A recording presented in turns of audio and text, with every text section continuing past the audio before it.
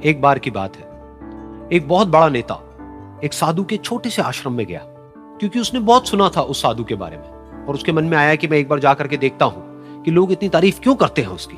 तो जब वो उस आश्रम में गया तो वहां पर एक छोटा सा कमरा था जहां पर एक कालीन बिछा हुआ था। वहां पर कुछ लोग बैठे हुए थे नीचे और साधु जी सामने बैठे हुए थे। कुछ सवाल जवाब चल रहा था। तो जैसे ही वो अंदर गया, वो अकेला नहीं था, उसके साथ में 4 बॉडीगार्ड्स भी थे और उसको ये आदत थी कि जहां पर भी वो जाता था लोग अपनी जगह से खड़े हो जाते थे, उसकी तरफ देखते थे, हाथ जोड़ते थे, अपना सर झुकाते थे।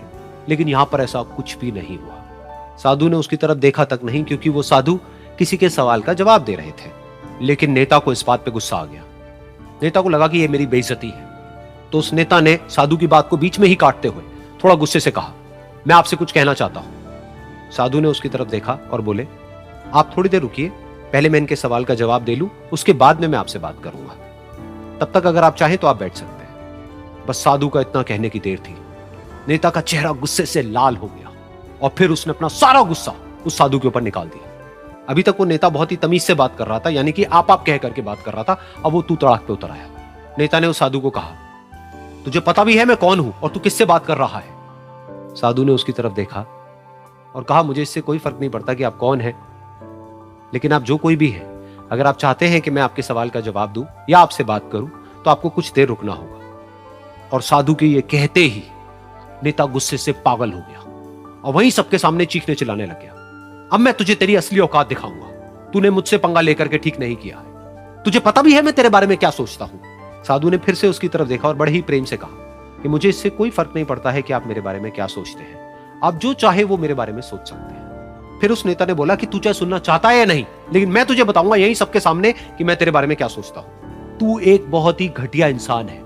तू कोई साधु नहीं है, तू एक ढोंगी है, पाखंडी है और यहां पर जितने भी लोग बैठे हैं उन सबको बेवकूफ बना रहा है। तेरा बस एक ही मकसद है कि इन लोगों की जेब में जितना भी पैसा है वो सब तेरे पास में आ जाए। तू अपने फायदे के लिए इन लोगों का इस्तेमाल कर रहा है और अब मैं तुझे नहीं छोड़ने वाला। तेरा पर्दाफाश करके रहूंगा पूरी दुनिया के सामने। लेकिन उसके इतना बोलने के बाद भी उस साधु के चेहरे पर हल्की सी मुस्कान बनी ही रही। ये देखकर वो और तिल मिला गया और उसने कहा, अब बहुत हुआ, अब मैं यहां 1 मिनट भी नहीं रुकने वाला। लेकिन अभी भी तेरे पास में मौका है। अगर मुझसे माफी मांगनी है या मुझसे कुछ कहना है तो कह सकता है। इतना सब होने के बाद भी साधु बिल्कुल शांत था और उनके चेहरे पर एक मुस्कान थी।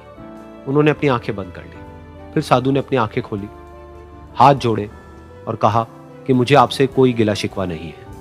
मेरे मन में आपके लिए कोई भी गलत ख्याल नहीं है। जो भी आपने मेरे बारे में कहा वो आपकी अपनी सोच थी, तो मुझे आप में कोई भी बुराई नजर नहीं आती है। मुझे आप एक बहुत ही भले इंसान लगते हैं। और साधु के इतना कहते ही नेताजी का दिमाग 7वें आसमान पर पहुंच गया। उनके चेहरे पर एक अजीब सी खुशी थी, क्योंकि उस साधु ने वो ही कहा जो बाकी सब लोग उस नेता को कहते हैं।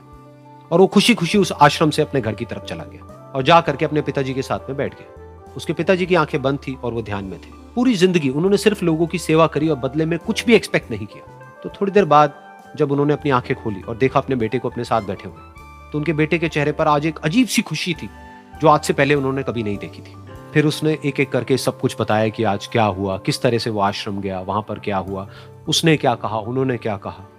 तो जब इसके पिताजी ने पूरी बात सुनी तो थोड़ा सा मुस्कुराए और अपने बेटे को देख करके बोले कि उन्होंने तुम्हारी तारीफ नहीं करी है, क्योंकि उन्होंने वो नहीं कहा कि जो तुम हो, उन्होंने वो कहा कि जो वो खुद है।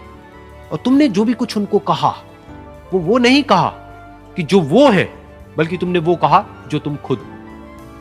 यही बात वेदों में भी कही गई है, यथा दृष्टि तथा सृष्टि। ये दुनिया तुम्हें वैसी नहीं दिखती है जैसी कि ये दुनिया है। ये दुनिया तुम्हें वैसी दिखती है जैसे तुम खुद हो। जिसकी नजर जैसी है उसके लिए ये दुनिया वैसी ही है। तो अगर तुम अपनी दुनिया को बदलना चाहते हो तो उसका सिर्फ एक तरीका है, अपनी नजर को बदलो।